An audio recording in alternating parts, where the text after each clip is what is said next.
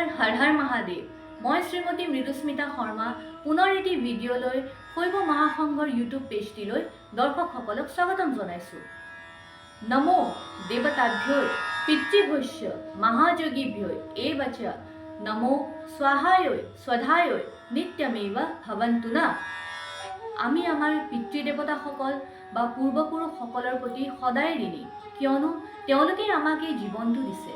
তেওঁলোকৰ বাবে সুন্দৰ সংসাৰখন আমি দেখিবলৈ পাইছোঁ। কাৰোবাৰ মাতৃ পিতৃ হৈছোঁ, কাৰোবাৰ সন্তান হৈছোঁ, কাৰোবাক স্নেহ দিব পাৰিছোঁ, কাৰোবাৰ সহায় কৰিব পাৰিছোঁ আৰু এই পৰম ঈশ্বৰৰ আৰাধনা কৰিব পাৰিছোঁ। বহুতো শাস্ত্ৰ পুৰাণত আমি আমাৰ পূৰ্বপুৰুষসকলৰ উল্লেখ পাওঁ। ভীষ্ম পিতামহে নিজৰ বাণশয্যাত অৰ্জুনক কৈ গৈছিল যে যিকিয়ে নহওক, মানৱ, দৈত্য, ৰাক্ষস, গন্ধৰ্ব, যক্ষ, দেৱতা সকলোৱে যেন নিজৰ পূৰ্বপুৰুষৰ প্ৰতি নিৰন্তৰ কৃতজ্ঞতা জ্ঞাপন কৰি গৈ থাকে। ৰজা ভাগীৰথৰ কথা আমি সকলোৱে জানো। নিজৰ পূৰ্বপুৰুষৰ উদ্ধাৰৰ বাবে তেওঁ কঠোৰ তপ কৰিছিল আৰু দেৱী গংগাৰ মৰ্ত্যলোকলৈ অৱতৰণ ঘটাইছিল।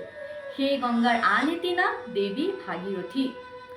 অথৰ্ববেদত কোৱা হৈছে যে যিদৰে দেৱতাসকলৰ বাসস্থান দেৱলোক, ঠিক তেনেদৰে আমাৰ পূৰ্বপুৰুষ বা পিতৃদেৱতাসকলৰ বাসস্থান পিতৃলোক। আমাৰ প্ৰথম পিতৃসকল হৈছে প্ৰজাপতিসকল, কিয়নো তেওঁলোক মানৱ প্ৰজাতিৰ মূল। শ্ৰাদ্ধ তৰ্পণ প্ৰথম চ স্বধা দেৱী নমাম্যহম। শ্ৰাদ্ধৰ মাধ্যমেৰে, তৰ্পণৰ মাধ্যমেৰে আমি আমাৰ পিতৃদেৱতা বা পূৰ্বপুৰুষসকলক সন্তুষ্ট কৰিব পাৰোঁ। শ্ৰাদ্ধ বিভিন্ন প্ৰকাৰৰ: নিত্য শ্ৰাদ্ধ, কাম্য শ্ৰাদ্ধ, পাৰ্বণ শ্ৰাদ্ধ। কোনোবা ব্যক্তি এজনৰ যদি অমাৱস্যাত মৃত্যু ঘটে বা পিতৃপক্ষৰ মাজত মৃত্যু ঘটে, সেই মানুহজনৰ শ্ৰাদ্ধ পাৰ্বণ শ্ৰাদ্ধ বুলি কোৱা হয়। তীৰ্থ শ্ৰাদ্ধ, তীৰ্থভূমিত কৰা শ্ৰাদ্ধ। গয়াত বিষ্ণুৰ পদশিলা আছে, হৰিদ্বাৰত শিৱৰ নাভি, বদ্ৰীনাথত ব্ৰহ্মকপাল।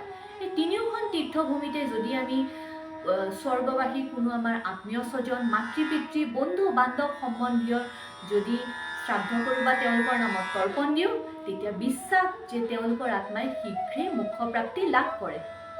অসমৰ উত্তৰ গুৱাহাটীতে অৱস্থিত অশ্লোকান্ত এই সকলো শ্ৰাদ্ধৰ তীৰ্থভূমিত সৰ্বশ্ৰেষ্ঠ বুলি মান্যতা আছে।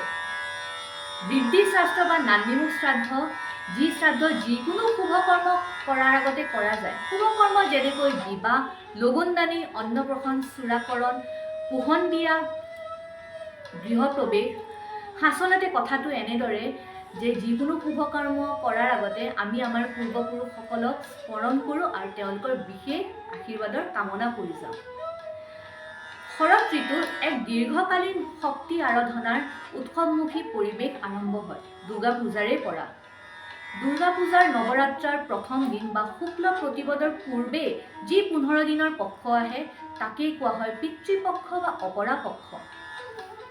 অপৰাপক্ষ কিয়? আমাৰ উপৰিপুৰুষৰ পক্ষ।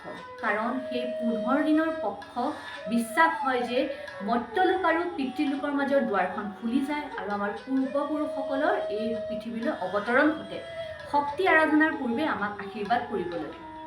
এই 15 দিনৰ পক্ষক আমি সম্পূৰ্ণৰূপে আমাৰ পূৰ্বপুৰুষসকলৰ নামত সমৰ্পণ কৰি দিওঁ।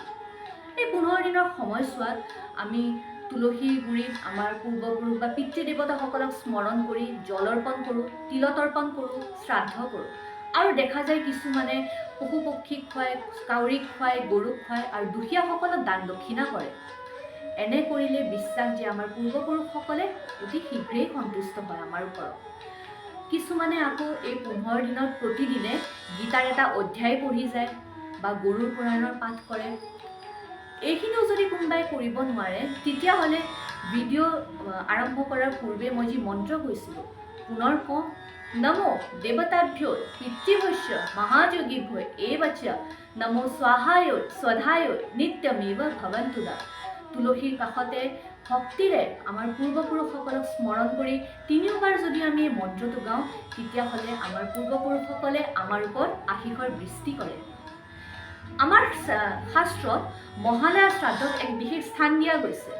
মহালয়া শ্ৰাদ্ধক ষোড়শী শ্ৰাদ্ধ বুলিও কয়, কিয়নো সেই শ্ৰাদ্ধত 16টা পিণ্ডদান কৰা হয়। প্ৰথম পিণ্ড হয় আমাৰ বিশ্বদেৱৰ নামত, তাৰপিছত আমাৰ 14 পুৰুষসকলৰ নামত, এটা পিণ্ড হয় পশু পক্ষীৰ নামত আৰু এটা পিণ্ড ভূমণ্ডলৰ নামত। মাতৃ বা দেৱী বসুন্ধৰাৰ গৰ্ভতে আমি জন্ম লৈছোঁ আৰু তেওঁৰ গৰ্ভতে পোষিত হৈ আমি সুন্দৰভাৱে সংসাৰখন পৰিচালনা কৰি গৈ আছোঁ।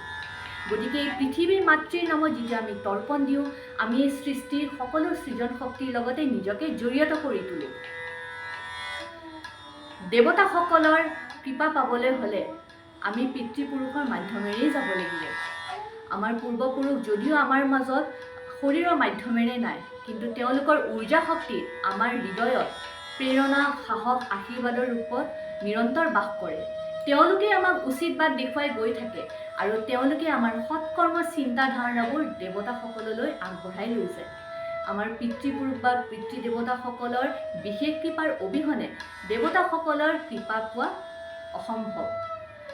মই ব্যক্তিগতভাৱে ভাবোঁ যে কেৱল এই 15 দিনৰ পিতৃপক্ষই কিয়, আমি যদি গোটেই জীৱন পৰ্যন্ত আমাৰ পূৰ্বপুৰুষ বা আমাৰ পিতৃদেৱতাসকলৰ নিৰন্তৰ ভক্তিভাৱেৰে স্মৰণ কৰি যাওঁ, তেওঁলোকৰ আগত সদায় নতমস্তক হৈ থাকোঁ, তেওঁলোকৰ প্ৰতি সদায় কৃতজ্ঞ থাকোঁ, তেতিয়াহ'লে আমাৰ এই সম্পূৰ্ণ জীৱনটো ধন্য হৈ পৰে আৰু সৌভাগ্যৰে ভৰি পৰে।